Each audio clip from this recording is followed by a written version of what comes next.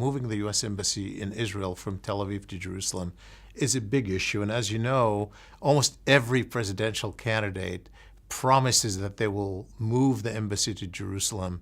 Congress has put in place a law which actually required moving the embassy to Jerusalem, but presidents have the right on national security ground to file for an exception.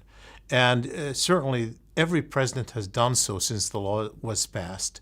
And President Trump has done the same thing. What we usually do on controversial issues like this is not just ask one question. We ask at least three questions. One question which said, here is the case for moving the embassy. And then we ask the second question, which goes against it. Say, here is an argument against moving the embassy. Once they give both answers, and sometimes they agree with both arguments, but once they answer those two questions, then we ask, now that you've thought about it, are you in favor or are you opposed to moving the embassy? And that's really the bottom line. The fact is, you give them a chance to listen to the arguments and make up their own minds. And we ended up with 63% say they oppose moving the embassy to Jerusalem. You know, the Trump approach to Arab-Israeli peacemaking is fascinating because he has appointed his son-in-law as a key envoy. He invited his former personal lawyer to be an envoy and did not rely on people who have tremendous experience either in negotiating or in the Middle East broadly. Those two happen to know Israel well. They've had relations with Israel, but hardly knew the Arab world very well. Most people don't agree with this, it turns out. Overwhelmingly, people choose the experts over the family members, including a majority of Republicans.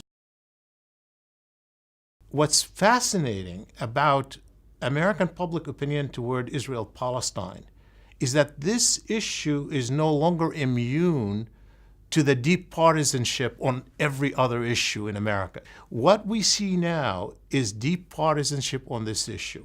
In particular, we find that most Americans, of course, want the U.S. to take neither side, but Democrats overwhelmingly want the U.S. to take neither side. Like 77% of Democrats want the U.S. to take neither side. The majority of Republicans want the U.S. to blatantly take Israel's side. While it's true that overall a majority of Americans want the U.S. to take neither side, when you ask them what they think, in fact, Trump is doing in his diplomacy, a majority say he's actually taken Israel's side. He's not being even-handed. A question that we've been asking over the past few years on what the American public wants the U.S. to do, what they support if, in fact, settlements don't stop. A large majority of Democrats, 57%, want to support sanctions or more serious action over the settlement issue. That is not true of Republicans, but among Democrats, there is no question that we're seeing a shift in that direction.